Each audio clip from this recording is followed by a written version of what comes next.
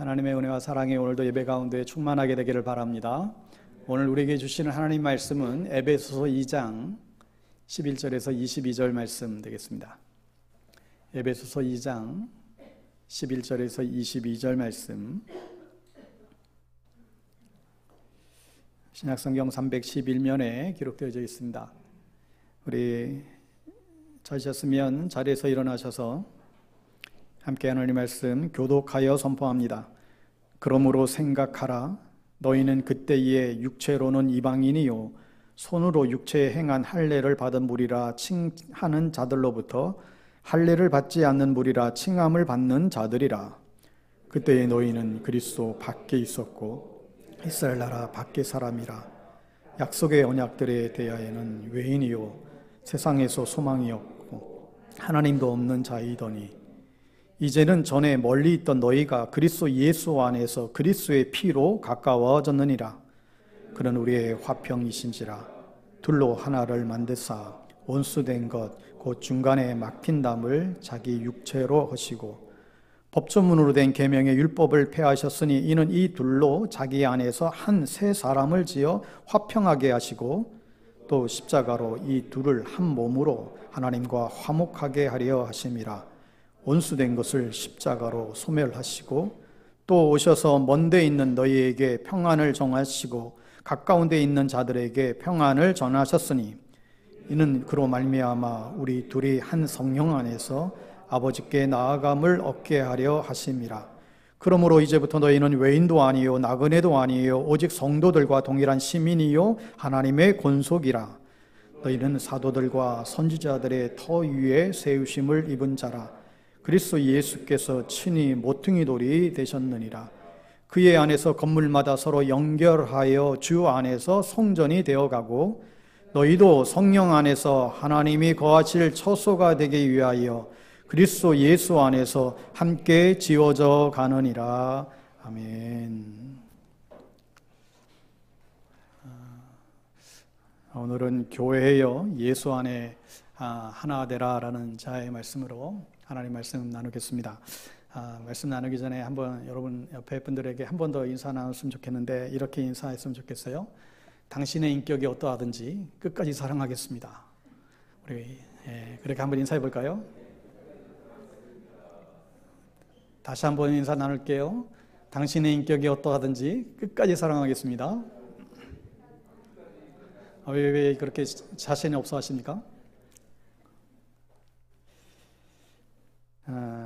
여러분, 죄가 이 세상에 들어오고 일어난 큰 변화 가운데 하나는 소외와 단절로 인한 고독이라고 하는 것입니다. 글로리아 제이 에반스라고 하는 사람이 쓴 담이라고 하는 오래전에 나온 유명한 그 동화책이 있습니다.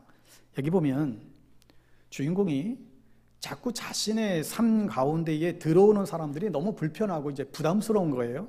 그래서 담을 쌓기를 시작했습니다. 다른 사람들이 자기 삶에 들어오지 못하도록 담을 하나하나 지금 쌓기 시작하는데 점점 담을 높이 쌓으면 쌓을수록 편하고 만족스러운 마음이 들었던 것이죠. 그런데 이제 담이 한참 이제 높이 쌓아져서 더 이상 사람을 볼 수도 없고 다른 사람들의 소리조차도 이제 들을 수 없는 상황이 되게 되자 외로움이 찾아오기 시작하더라는 것입니다. 그런데 그 외로움이 점점 심해지자 이게 괴로움으로 바뀌게 되었다라는 이야기입니다. 그렇습니다. 여러분, 이 외로움이라고 하는 것은 자기가 스스로 쌓아놓은 담 안에 스스로 갇히는 그런 것이 외로움이에요. 이 외로움은 하나님을 떠나서 내가 하나님처럼 되고 내 힘으로 살아가려고 했던 그 죄의 결과로 사실 우리에게 주어진 것이죠. 그래서 사람은 죄로 인해서 하나님과 담을 쌓게 되었고 사람들과도 서로 담을 쌓는 결과를 초래했습니다. 그러다가 외로워지면 사람들이 어떻게 하죠? 자기 편을 만들기 시작해요. 자기 편만 만들면 또 괜찮은데 또 편 가르기 만들기를 시작하게 되더랍니다.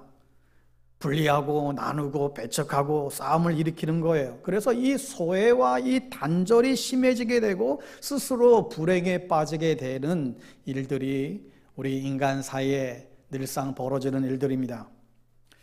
오늘 우리가 읽은 이 에베소 말씀에 보면 이 분리와 이 단절의 모습을 우리에게 보여주고 있는데, 그 중에 하나가 뭐냐면 하나님으로부터 분리된 인간의 모습을 보여주고 있고, 또 인간과 인간 사이에 분리된 모습을 이제 보여주고 있습니다. 오늘 바울은 11절 11절에서 그 상세히 묘사하고 있는데, 11절 그러므로 생각하라 너희는 그때를 그랬어요. 이 그때, 이 과거형이잖아요. 과거에 무슨 일이 있었다는 거예요? 여기서 말하는 너희는 누구를 지칭하는 것입니까? 바로 너희는 에베소 교회 안에 들어와 이 개종한 이방인 그리스도인들을 이야기하는 것입니다. 바울은 그들에게, 너희들에게 과거에 절망스럽고 어두웠던 그때가 있다라는 것을, 그걸 기억하라고 얘기합니다. 그때는 어떤 때라고요? 할례를 받은 무리라 칭하는 자들로부터 할례를 받지 않는 사람들이라고 배척받고 소외되었다는 거예요. 여러분, 할례는 아시다시피 이스라엘 백성들이 자신들은 하나님의 선택받은 선민이라고, 난지 8살이 된 아이들이 태어나면 그 남자아이의 성기에 그 표피를 자르는 그런 그 의식, 이게 이제 할례 의식이죠. 그 할례를 통해서 우리는 하나님의 선택된 백성이다, 이런 자긍심을 어릴 때부터, 태어나면서부터 그들은 갖게 했습니다. 유대인들의 관점에서 보면 인류는 유대인과 유대인이 아닌 사람, 이렇게 둘로 나뉘는 거예요. 다시 말하면 할례를 받은 사람, 그렇지 못한 사람, 이렇게 둘로 그들은 평가절하했습니다. 그래서 유대인들이 이 이방인들을 향해 할례 받지 못한 자라고 표현하는 것은 그들을 굉장히 조롱하고 모욕하기 위한 말로 쓰여지기도 했습니다. 할례 받은 유대인들은 하나님의 언약 백성이라고 하는 그런 자부심이 그들 가운데 강했지만, 반면에 우월감에 빠져서 할례 받지 못했던 이 이방인들을 향하여 그렇게 무시하고 멸시를 했죠. 12절에 가보면 과거 이방인들의 상태를 더욱 자세하게 묘사하고 있는데, 그때에 너희는 그리스도 밖에 있었고 이스라엘 나라 밖의 사람이라 약속의 언약들에 대하여는 외인이요 세상에서 소망이 없고 하나님도 없던 자이더니. 여러분, 이 한 구절에 이방인에 대한 5가지 특징이 언급되고 있어요. 먼저 그리스도 밖에 있었다. 유대인들은 그리스도가 오셔서 자신들을 구원해 주시는다는 그 사실을 알고 있었지만, 이방인들은 그리스도 자체를 몰랐다는 거예요. 두 번째로 이방인들은 이스라엘 나라 밖에 있었다는 거예요. 이스라엘은 단순히 어떤 국가적인 개념을 통해서 종교적인, 정치적인 그런 공동체의 의미가 있습니다. 하나님이 이스라엘의 왕이 되셨고 유대인들은 하나님의 백성이에요. 그런데 이방인들은 하나님의 백성이라고 하는 그것이 결코 아니었다라는 것이죠. 세 번째는 언약의 약속들에 대해서는 외인이었다 말해주고 있습니다. 이스라엘은 조상들에게 주셨던 하나님의 약속, 언약을 붙잡고 있었는데 이방인들은, 그들에게는 그러한 구원의 약속이 없었다는 것이죠. 네 번째로는 세상에서 소망이 없었다. 물론 이방인들도 자기들이 나름대로 살아가면서 세상에 대한 어떤 소망을 가지고 살아갔을 거예요. 그런데 여기서 소망이 없었다라고 하는 것은 영원한 천국에 대한 소망이 그들에게는 없었다는 거예요. 그들에게는 영생, 영원한 소망에 대한 약속이 없었다는 것이죠. 마지막 5번째로, 결정적으로 이 사람들이 그 당시에 많은 신들을 섬겼지만 참 신이신 하나님을 결정적으로 알지 못했다. 이게 바로 이방인들이라는 거예요. 결국 이방인들은 철저한 단절 가운데 있었습니다. 하나님으로부터 단절되었고, 생명으로부터 단절되었고, 유대인으로부터 단절되었고, 예수 그리스도로부터 단절되어져 있었던 자들이 바로 이방인들의 실체였습니다. 그래서 유대인들은 이방인을 무시했고, 이방인들과 그 유대인들은 모두가 결코 하나 될 수 없는 정말 물과 기름과 같은 그런 존재로 취급을 받았습니다. 유대인들의 성전에 가보면 이 사실을 좀 더 명확하게 이제 확인하게 되는데, 성전 안에 지성소, 이 성전 큰 뜰, 성전 안에 성전 뜰이 있습니다. 그 뜰을 가운데 중심에는 제사장의 뜰이 있어요. 이 뜰에는 제사장만 들어갈 수 있습니다. 근데 이 제사장의 뜰 밖에는 어떤 뜰이 있는가 하면 남자들이 뜰이 있습니다. 여기는 여자들과 어린아이는 들어갈 수조차 없어요. 그런데 이 여인의 그 남자들의 뜻을 벗어나면 이제 여인의 뜰이 나오게 되는데, 이 여인의 뜰에서 비로소 여성들과 아이들도 들어갈 수 있습니다. 근데 이 여인들의 뜰에서 5계단 내려가면 높은 벽이 하나 쳐져 있고, 또 그곳에서 15계단을 또 내려가면 또 다른 벽이 쳐져 있습니다. 그러니까 이중벽이 쳐져 있죠. 그 벽을 지나게 되면 비로소 이방인의 뜰이 나오게 됩니다. 그런데 정작 구조상으로 보면 그 이방인들은 성전 안이 아니라 성전 밖에 위치된 그런 상황임을 볼 수 있습니다. 그러니까 이방인들은 아예 성전 안에도 들어오지 못하게 한 것입니다. 그리고 그 입구에는 이런 문구가 붙여 있었다고 하죠. 이곳을 넘어가는 이방인들은 반드시 죽음을 당하리라.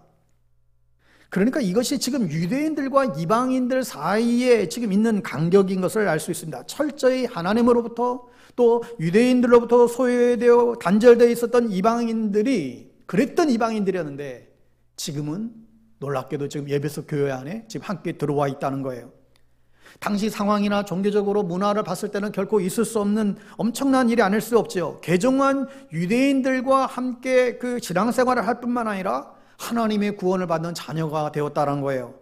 바울은 이 사실을 언급하면서 교회가 하나 되어야 되는 이유에 대해서 말해주고 있습니다. 그렇다면 교회가 하나가 되어야 되는 이유가 어디에 있는가? 우리 몇 가지를 살펴보게 되는데, 첫째는 무엇보다도 버려진 나를 구원하셨기 때문이다. 이미 바울은 과거에 소외되고 또 단절되어 있던 이방인의 모습에서 언급을 했듯이 근데 지금은 달라졌다는 거예요. 그때는 단절되고 소외되었던 그런 상황인데 지금은 달라졌다는 거예요. 뭐가 달라졌다는 거예요? 13절에 이제는 전에 멀리 있던 너희가 그리스도 예수 안에서 그리스도의 피로 가까워졌느니라. 멀리 있던 너희가 하나님으로부터 멀리 있었고 동시에 유대인들로부터 멀리 떨어져 있었던 배척받았던 너희들이 이제는 가까워졌다는 거예요. 하나님을 알게 되었고 하나님을 믿게 되었다는 것이죠. 동시에 하나님의 백성들 사이에 이제 같이 더불어서 들어가게 되었다는 것입니다. 특히 여기서 바울이 강조하는 말은 예수 그리스도의 피입니다. 멀리 있던 너희들이 이렇게 가까워지게 된 그 이유가 있는데 바로 예수 그리스도의 피에 있다는 거죠. 바로 십자가의 구원의 그 은혜와 은총이 모두에게 주어졌기 때문에 가능했다라는 것입니다. 여러분, 여기서 우리가 아주 기억해야 될 중요한 사실이 있죠. 여러분, 예수 그리스도의 십자가는 단지 우리를 죄에서 구원하기 위한 구원의 십자가일 뿐만 아니라 서로 화목할 수 없는 인간들을 화목하게 하시는 화평의 십자가라는 사실이에요. 나를 구원하시기 위한 십자가이기도 하지만 동시에 서로를 하나 되게 하시는 화평의 십자가임을 우리는 또한 놓치지 말아야 됩니다. 바울이 이걸 지금 강조하고 있는 거예요. 여러분, 저와 여러분도 이방인이었어요. 그죠? 우리가 이스라엘 백성들이 아니잖아요. 우리도 이방인 그리스도인이죠. 우리도 버려졌던 자들입니다. 하나님의 자녀가 도저히 될 수 없었던 그런 사람들이에요. 하지만 하나님께서 우리를 불러주셔서 하나님의 자녀를 삼아 주셨던 것이죠. 로마서 5장 8절 말씀대로 우리가 아직 죄인 되었을 때에 그리스도께서 우리를 위하여 죽으심으로 하나님께서 우리에 대한 자신의 사랑을 확증해 주셨다. 우리가 잘났을 때, 우리가 뛰어났을 때, 우리가 유대인이었을 때가 아니라 우리가 죄인 되었을 때에 이 사실을 결코 잊어서는 안 된다는 것입니다. 왜 그렇습니까? 여러분, 그 이유가 우리 내 한 몸을 그냥 구원하겠다는 이유도 있지만 우리가 그리스도 안에서 서로 하나 되고 화목하게 서로 가까워지라고 그렇게 하셨다는 거예요. 여러분, 내가 구원받기 이전의 그 상황과 상태를 우리가 생각해 본다라고 한다면 우리는 그 누구도 품고 살아갈 수 있어야만 합니다. 우리 자신의 예전의 모습을 생각한다면 어느 누구도 우리는 배척할 수 없다라는 거예요. 근데 우리는 이 사실을 너무나 망각하며 살아가요. 그래서 바울이 오늘 11절에 너희를 생각하라는 거예요. 생각하라. 뭘 기억하라는 말이죠. 내가 얼마나 비참하고 내가 얼마나 외로웠는지, 내가 하나님으로부터 얼마나 멀리 떨어져 있었던 존재인지 너희들 잊지 말고 기억하라. 그랬던 나를 예수 그리스도의 피로 구원한 것은 단지 내 한 몸 구원하기 위한 것이 아니라 하나님의 마음을 아는 자들과 함께 더불어 하나가 되기 위함이라는 사실을 생각하라고 우리에게 말씀해 주고 있습니다. 한 지체가 고통을 받으면 누군가가 참 어려운 상황 가운데 있으면 거봐 내 저럴 줄 알았어. 저 잘난 척 하더니 저 꼴 좋네. 이러는 게 아니라 같이 아파하면서 그 고통을 함께 짊어지며 함께 울어줄 수 있는 공동체. 반대로 누군가가 정말로 한 영광을 받으면 어휴 배 아파 이런 마음이 아니라 그의 기쁨이 곧 나의 기쁨이고 정말로 그 사랑과 은혜로 축복하고 함께 축하해 줄 수 있는 그런 공동체가 되어야 한다는 것이죠. 여러분, 왜 우리는 하나 되는 일에 이렇게 쉽지가 않을까요? 여러분, 어쩌면 그것은 우리가 올챙이적 기억을 우리가 잊어버려서 그래요. 나는 여전히 외롭고 나는 잘났고 나는 마치 내가 유대인이었던 것처럼 누군가를 정죄하고 누군가를 소외시키고 누군가를 비판하고 나도 모르게 그러고 있더라는 거예요. 여러분, 우리는 버려졌던 자들이었습니다. 오직 예수 그리스도의 은혜로 오늘도 우리가 주님 전에 나와 있는 줄 여러분 믿으시기 바랍니다. 1994년도에 미국의 한 목사님이 사냥을 갔다가 저 멀리서 노루 한 마리가 막 뛰어가는 것을 보고는 그냥 그 사격을 가했고 뭔가 푹 쓰러지는 것을 보고는 열심히 달려갔어요. 그런데 그게 노루가 아니라 사람이었던 거예요. 그 사람이 그 자리에서 지금 다 죽음을 당했습니다. 이 목사님이 눈앞이 캄캄했어요. 이제 내 인생 다 끝났구나. 아니나 다를까 교회와 언론에서 굉장히 들끓기 시작합니다. 목사가 사람을 죽였다고. 목사님은 당연히 교회에서 이제 다 물러나야 했죠. 그런데 예상치 못했던 일이 일어났어요. 교인들이 다 모여서 서로 의논을 하다가 저 의도적이기도 한데 실제 사냥하다가 어떻게든 이 실수로 과오로 저 사람을 죽인 저 젊은 목사를 우리 교회가 품지 않으면, 우리 교회가 받아주지 못하면 저 목사의 평생의 일생이 저걸로 끝나는 게 아니냐. 우리 다시 한번 우리가 생각하고 우리가 좀 더 큰 결정을 한번 내려봅시다. 우리도 십자가의 은혜로 구원받은 모든 사람들인데 다시 한번 우리가 생각하고 우리 목사님을 한번 용서합시다. 그렇게 그 교회가 다 모여서 그렇게 결정을 내린 거예요. 그 교인들의 용서로 말미암아 그 후 목사님은 계속 그 교회에서 목회를 할 수 있었다고 그러고, 그 뒤부터 목사님의 그 목회 철학은 용서가 되었습니다. 그분이 달라스 한인 침례교회 담임 목사셨던 크리스웰 목사님이라는 분입니다. 이 목사님은 교인들로부터 그 받은 그 용서와 그 은혜를 평생 잊지 못하고 사셨지요. 특별히 그 용서에 대한 설교를 할 때마다 매번 눈물을 쏟으시며 끊임없는 그 용서를 실천하셨다고 합니다. 그분이 이렇게 말씀합니다. 우리는 매번 용서를 받았기 때문에 평생 우리는 용서하며 살아야 됩니다. 이제 그만 미워하시고 서로 용서하십시오. 여러분, 버려진 나를 구원하시고 새 삶을 주신 것은 그리스도 믿는 자들 가운데 하나 되라고 하심이에요. 나는 누구보다도 큰 죄인이었고 그 누구보다도 용서받을 수 없는 자였다는 사실을 우리가 기억한다면 나를 좀 내려놓고 주님의 사랑과 은혜를 따라 나를 용납하고 품어주는 그런 자리로 우리 역시 나아갈 수 있어야 합니다. 내가 먼저 용서함 받았기에 용서하며 살아야 하는 것이죠. 혹시 우리 안에 풀리지 않는 어떤 분노와 원망과 미움들이 있다고 한다면 우리도 이제 그만 미워하시고 용서할 수 있어야 합니다. 하나님이 용서하신 그 사람을 내가 용서하지 못한다라고 하는 것은 그것은 우리 안에 있는 그것은 또 하나의 교만이고 하나님 앞에 죄를 범하는 일이죠. 좀 더 우리가 마음의 문을 열고 내가 과연 어떠한 자였는가를 기억하고 더욱 하나 되는 일에 힘쓰는 우리 모두가 되시기를 바랍니다. 두 번째로 우리가 하나 되어야 하는 것은 새 사람이 되었기 때문이에요. 14절 15절에서 바울이 말하죠. 우리 한 번 더 같이 한번 읽어보겠습니다. 시작.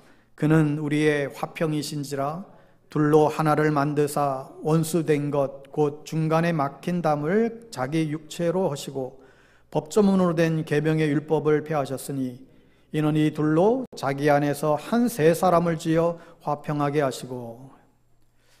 유대인들과 이방인들이 서로 단절되었을 뿐만 아니라 서로 원수같이 지냈어요. 서로를 향한 그냥 적개심이 굉장히 충만했지요.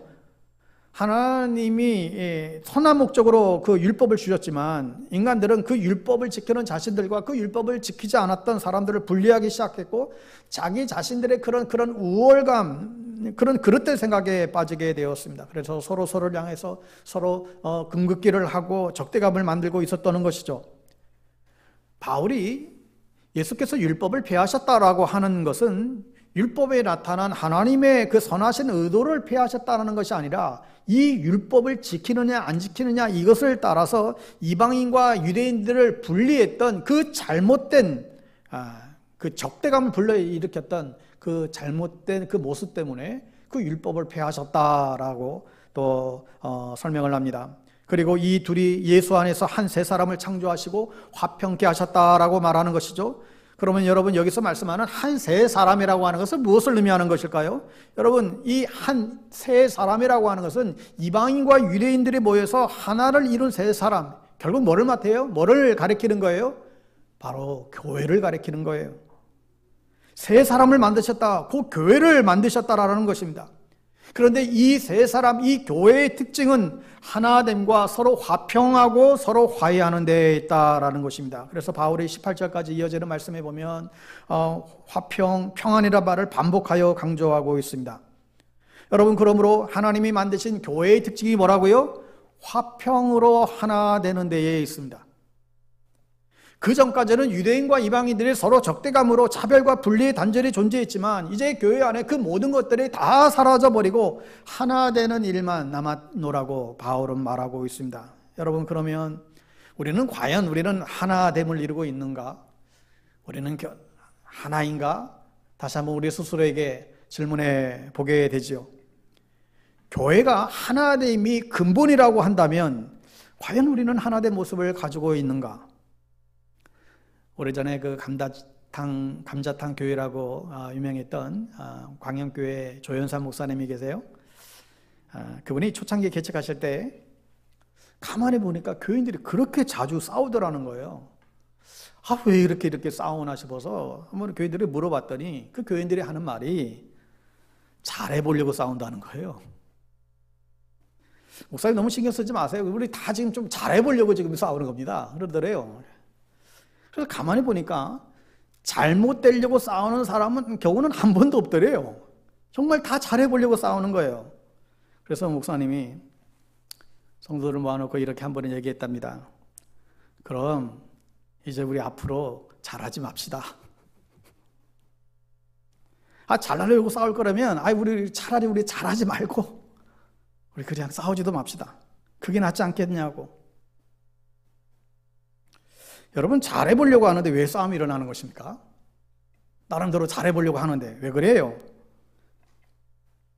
내 마음대로 내 원하는 대로 잘하려고 하기 때문이에요.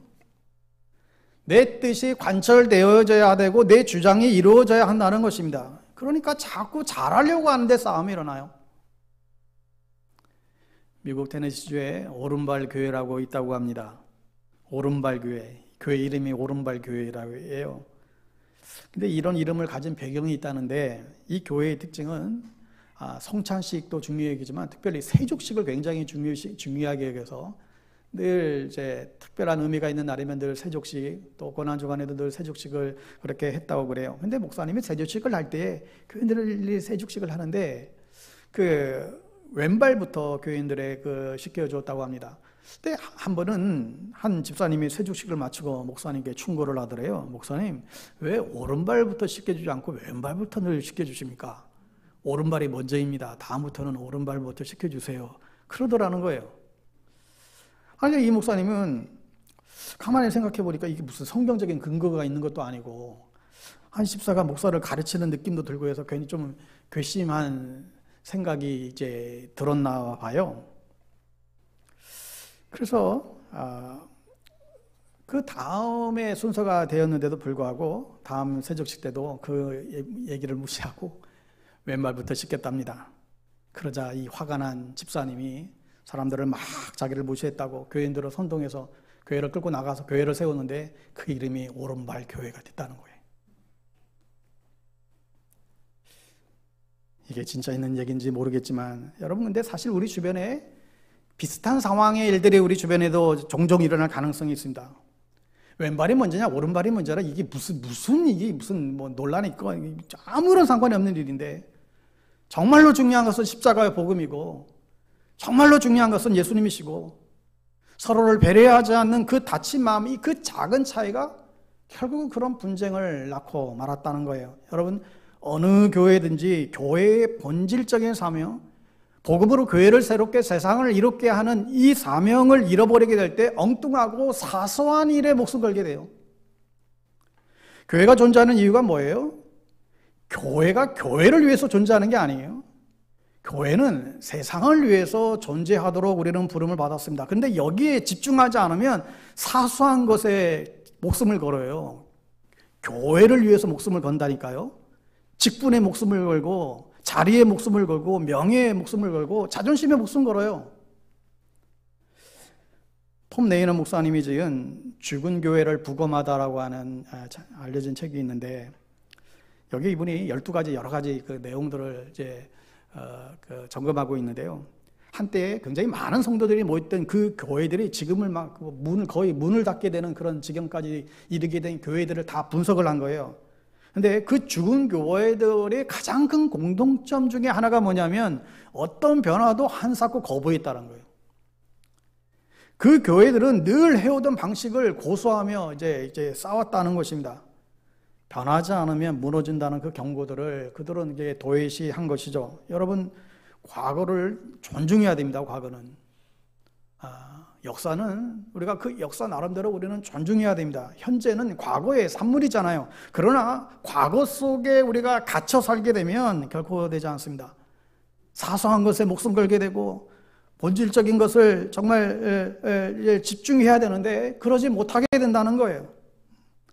여러분, 교회도 세상도 사소한 것에 정말 목숨을 걸고 싸우는 것 너무 많이 보게 됩니다. 또한 여러분, 교회가 종종 분열하는 것은 끝까지 자기의 것을 놓지 않기 때문에 그렇습니다. 여러분, 교회 안에 정말 나쁜 사람들, 때때로 굳이 쉬운 예를 들면 이단 같은 사람들, 여러분, 그런 분들이 교회에 와서 교회를 분열시키는 경우들도 사실 종종 있습니다. 전에는 신천지가 굉장히 그랬고, 그런데 사실 이러한 어떤 나쁜 사람들 때문에 교회가 분열되고 갈라지는 경우는 사실 그렇게 많지가 않아요. 대부분 자기 생각이 옳다고 주장하고 그것을 끝까지 고집할 때 교회는 분쟁이 시작이 됩니다. 일단 싸움이 시작되면 하나님의 뜻이고 하나님의 영광이고 다 날아가 버려요. 여러분, 이걸 늘 생각하셔야 됩니다. 옳고 그름이 문제가 아니에요. 일단 싸움이 시작되면 하나님의 뜻도 하나님의 영광도 다 사라져 버려요. 하나님의 마음을 정말 우리가 조금이라도 헤아릴 수 있다라고 한다면, 하나님의 뜻이 화평이라면 나를 내려놓을 수 있어야 됩니다.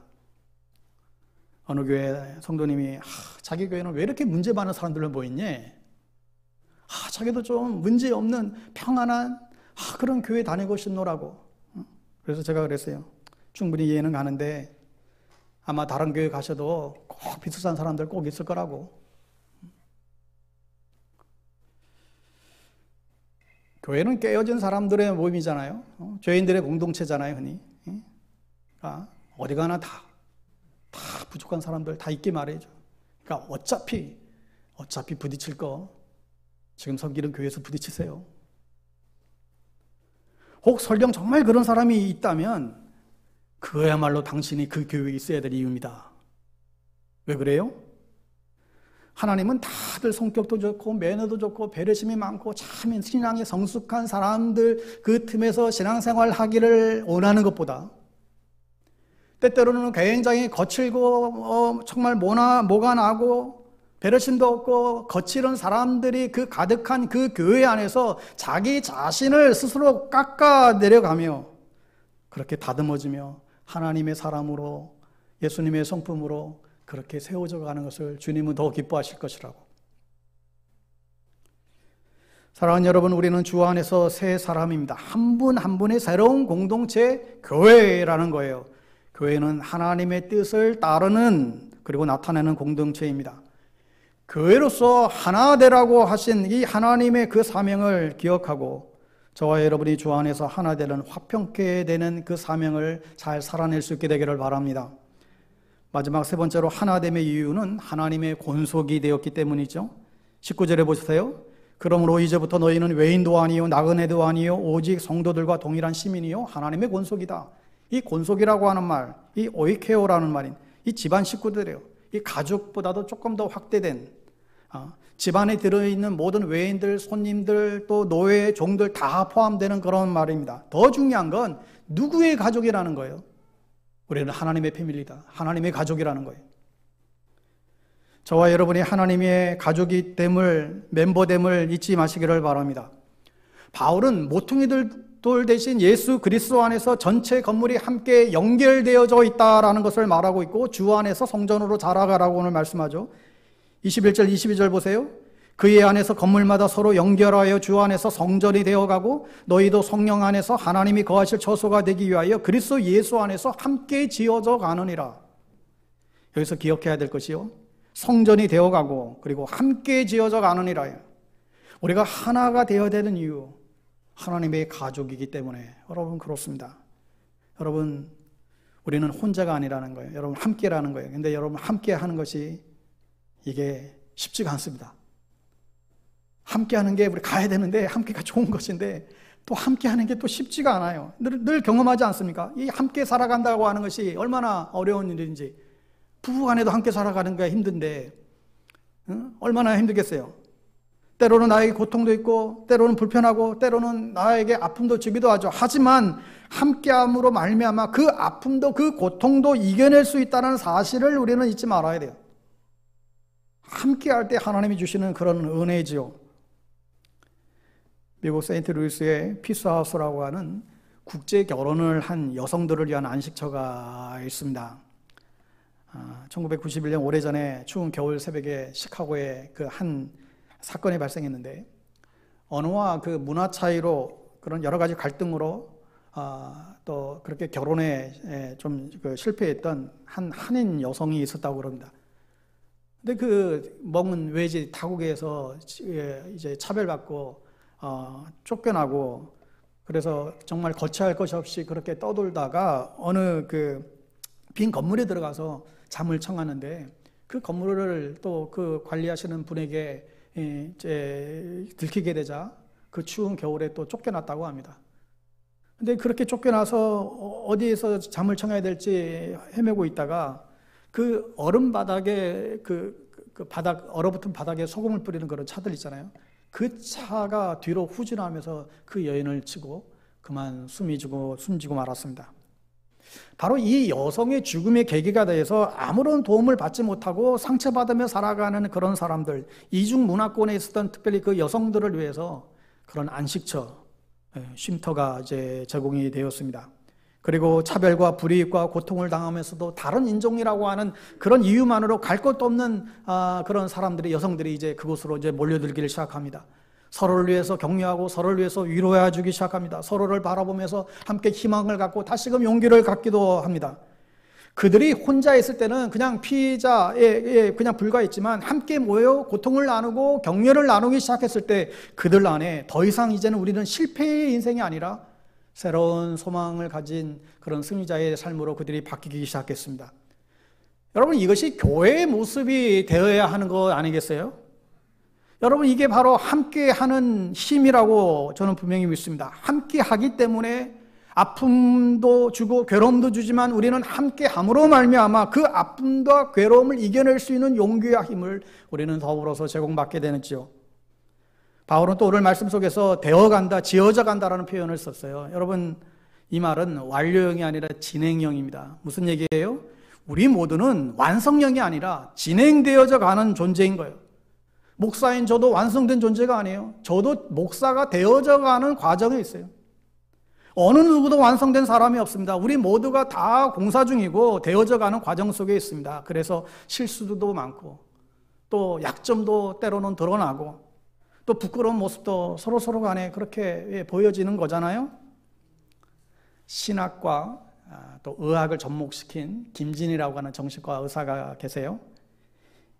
이분이 구원 이후의 여정이라는 그런 이제 책도 내셨는데, 그분이 그 책에서 구원에 대한 새로운 시각을 우리에게 소개해 주었습니다. 거기 보면 우리를 과정적 존재라는 이제 표현을 썼어요. 이 말은 구원받은 그리스도인들은 모두 과정적 존재로 이 땅을 살아간다는 거예요. 예를 들면 원수를 사랑하라는 말씀이 있습니다. 우리가 예수를 믿고 구원받은 다음에 예수님의 가르침을 따라서 우리가 정말 잘 살아보려고 그렇게 애를 쓰지만 늘 실패하죠.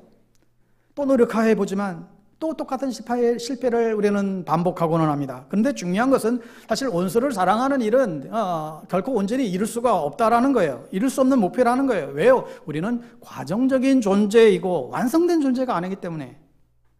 그런데 우리는 나 스스로 혹은 다른 사람들을 우리가 바라보면서 과정적인 존재로 보지 않고 완성된 존재로 보기 때문에 그 사람들을 정죄하고 비판하게 된다는 거예요. 그래서 실패하고 실수한 내 자신을 혹은 다른 사람을 그렇게 용납하지 못한다는 거예요. 정죄하고 실망하게 되고 낙심하게 되더라는 것입니다. 그리고 어떤 경우에는 더 심한 어떤 죄책감에 우리는 사로잡히게 되더라는 것입니다. 그러나 중요한 것은 하나님이 우리에게 원하시는 것은 무조건 사랑하고 완전한 사랑을 하라고 하는 것이 아니라는 거예요. 사랑하고 또 하나 되는 일에 때로는 실패하고 실수하더라도 그것을 통해서, 그 과정을 통해서 조금씩 예수 그리스도를 닮아가는 성숙에 이르는 그런 존재가 되어야 된다 말씀하고 있습니다. 여러분, 우리는 완성된 존재가 아닙니다. 목사도 마찬가지고 여러분도 마찬가지입니다. 우리가 서로를 바라보면서 목사가 왜 저 모양이야? 장로님 도대체 왜 저 모양이야? 여러분, 그런 말 할 수 있죠. 하지만 우리는 완성된 존재가 아니에요. 그러니까 내가 생각한 대로 생각과 행동이 또 때때로 막 따로 나갈 때가 있고, 죄악에 넘어지기도 하고 정죄하기도 하고 또 연약한 모습을 내어 보일 수밖에 없는 그런 존재가 우리 모두라는 사실입니다.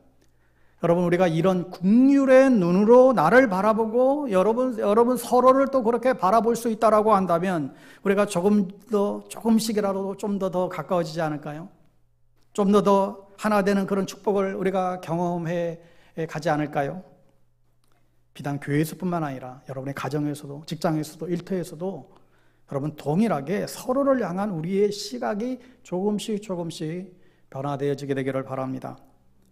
바울은 예수 안에서를 강조하죠. 그것은 우리가 하나 되려면 예수 안에서만 가능하다는 거예요. 예수님이 우리에게 오셔서 인간 스스로 구축해 버린 그 외로움의 그 담벼락을 다 무너뜨렸습니다. 서로를 갈라놓은 그 담을 다 허무시고 하나님과 화평케 하셨죠. 사람과 사람 사이에 서로 화평케 하셨어요. 주는 평화 막힌 담을 모두 허셨네. 주님이 이 땅에 오심으로 그 모든 막힌 담을 다 헐어주셨습니다. 이 놀라운 일은 우리가 예수 안에 있을 때만 이제 가능하다는 거예요. 여러분, 세상은 늘 요란합니다. 늘 세상은 분쟁이고 늘 아파하지만 예수 그리스도 안에 있을 때 우리는 비로소 평안하고 또 하나 될 수 있음을 믿습니다. 여러분, 교회 조직은 세상 조직과 다릅니다. 그래서 교회를 영적인 공동체라고 하는 거예요. 세상과 다르기 때문에. 따라서 교회 주인은, 교회의 머리는 예수 그리스도시죠. 인간이 세운 제도, 인간이 세운 그 조직대로 움직이는 공동체가 아니라는 거예요. 여러분, 그런데 우리는 교리적으로 또 신앙적으로 또 때로는 이성적으로 예수 그리스도가 교회의 주인 되심과 머리 되심을 너무나 잘 알고 있어요. 여러분, 그런데 실제적으로 우리의 신앙을 여러분 들여다보세요. 우리는 늘 높아지려고 하고 늘 업적을 남기려고 하고 예수 그리스도의 그 자리까지도 넘보려고 하는 유혹이 우리의 사회 가운데에 얼마나 많이 생기는지 몰라요. 또 사람들이 그렇게 제도를 만들어 가는 거예요. 내 이름을 내기 위하여, 내 업적을 남기기 위하여, 사람들에게 나의 능력을 보이기 위하여, 그런 힘을 갖추기 위하여 제도를 만들어 간다는 거예요. 그러면 그럴수록 교회의 머리 대신 예수 그리스도가 아니라 그 어떤 사람, 그 어떤 무리들에게로 돌아갈 수밖에 없게 됩니다. 사람들에게 더 집중하게 됩니다. 그것은 더 이상 교회가 아니라는 거예요. 사랑하는 여러분, 세상은 교회인 우리가 예수 그리스도를 주인 삼고 서로 사랑하는 모습을 보고 우리가 그리스도를 따르는 제자다 알게 된다고 했습니다. 그럼에도 얼마나 많은 갈등들이 교회마다 도사리고 있는지 모르겠습니다. 제가 종종 그 외부 교회에 말씀 전하러 갈 때 이 갈등이 있는 교회에 이제 가게 되는 경우에 제가 이 이야기를 늘 할 때가 있습니다. 우리 군사님 불편하고 좀 도와주세요. 예. 물도 좀 갖다 주시고. 예. 교회 갈등 있는 교회 가서 제가 늘 이제 하는 이야기 중에 이런 내용이 있어요. 여러 가지인데 두 가지만 같이 소개해 드릴게요. 여러분들에게 목사 쫓아내는 법을 소개할까요? 그래요. 목사 쫓아내는 법. 여러분, 어렵잖아요. 교인들이 많이 모인 자리에 담임 목사에 관해 부정적인 얘기를 자주 하세요. 자주. 그러면 성도들이 마음에 불만이 쌓이게 되고 마침내 그 불만이 실증으로 바뀌는 시점이 생깁니다. 근데 그 실증이 막 일어나게 되면 사람들이 목사 바꿔야 되겠네 이런 생각이 들 거예요. 근데 그 상황이 조금, 그 욕구들이 조금 더 발전하기 시작하기 마련인데, 그때 타이밍을 딱 잘 잡으셔서 담임 목사나 사모의 약점과 연약한 점을 조금 부각시키면 금방 쫓아낼 수 있습니다. 출처, 사탄의 전략이 나온 내용이에요. 목회자가 성도를 내쫓는 전략도 자세히 소개합니다. 가서 이거는 영업 비밀이니까 얘기할 수가 없겠네. 여러분, 목회자와 성도 사이에, 성도와 성도 사이에 갈등이 없습니까? 사람이 모인 것에 왜 갈등이 없겠어요? 그러나 우리는 누구와의 갈등이 생길 때마다 우리는 상대방의 어떤 잘못된 행동에만 우리가 집중하는 게 아니라, 저도 주님의 구원받은 하나님의 자녀이고 그리스도의 영광을 위해서 같이 살아가야 될 그런 존재임을 우리는 다시금 기억하고 우리는 서로 용납할 수 있어야 됩니다. 저희 교회는 하나님 은혜로 모든 갈등들 하나님 다 치료해 주시고 가리워 주셔서 더욱 성숙한 교회로 나갈 수 있게 되어서 너무너무 감사하고 있습니다. 우리가 교회만 다니는 것이 아니라 우리 스스로가 교회가 되어서 주님의 뜻을 이뤄가는 모습이 되어야 합니다. 예수님은 우리가 교회가 되라고 부른 것이지 단지 그냥 교회 다니는 것에 목적을 두고 있지 않습니다. 예수님을 주인으로 예수님의 뜻을 섬기고 살아가는 것이 우리가 교회로 살아가는 모습입니다. 때때로 우리가 참 적게 모이는 수요에도 불구하고 아직도 우리 서로 간에 말도 한번 섞여보지 못한 그런 지체들이 있다고 한다면, 여러분 먼저 손을 내미시고 인사하시고 여러분 그렇게 반겨 주셔야 돼요. 그게 우리가 삶으로 드리는 예배예요. 여러분 살아오면서 그동안 쌓아놓았던 질투의 벽돌들, 비방의 벽돌들, 고집의 벽돌들, 교만함의 벽돌들, 다툼의 벽돌들, 무관심의 벽돌들 하나씩 하나씩 허물어 갈 수 있어야 합니다. 교회는 내 영혼의 민낯이 다 드러나도 그것을 수용하기 때문에 조금도 내 가면을 벗어도 되는 그런 장소가 되어야 돼요. 그래서 먼저 다가가 먼저 손 내미시는, 그래서 예수님 안에서 하나된 성도, 예수 안에서 하나된 교회가 되는 우리 방배동 교회가 될 수 있게 되기를 간절히 소망합니다. 바라기는 세상을 그리스도께로 연결하는 교회로서 우리가 서로의 다름을 인정하고 우리가 주님 안에서 정말 하나님의 영광을 위해서만 그 목적만을 향하여 나아가게 될 때에 설사 우리의 생각과 우리의 모습과 우리의 가치가 설령 좀 다른다 할지라도 우리는 믿음, 소망, 사랑 안에서 서로 연결되어진 그런 관계, 유기적 교회로 함께 거듭나기에 오늘 시작하면서 우리가 인사 나눈 대로 당신의 인격이 어떠하든지 끝까지 사랑하겠습니다. 그런 고백 위에 우리 교회가 더 풍성하게, 더 건강하게 든든히 세워질 수 있게 되기를 주의 이름으로 간절히 축복합니다. 기도하겠습니다. 존귀하신 주님, 저희들을 교회로 부르시고 또 교회로 살아가게 해주심에 감사합니다. 주님이 이곳에 방배동 교회를 세우시고 여기까지 인도하신 에베네셀의 하나님, 그리고 지금도 우리와 함께 하시는 임마누엘의 하나님, 그리고 우리의 미래까지도 책임져 주시는 여호와 이레의 하나님이 우리의 하나님 되심을 믿습니다. 오 아버지 하나님, 몸된 교회를 더욱더 견고하게 붙잡아 주시고 복음으로 세상을 이롭게 하고 세상의 희망이 되는 교회로 우뚝 서게 하여 주시옵소서. 주 안에서 서로 사랑함으로 하나 되게 하시고 그 사랑으로 세상을 변화시키는 믿음의 주역들 다 될 수 있도록 인도하여 주옵소서. 예수님의 이름으로 기도하옵나이다. 아멘.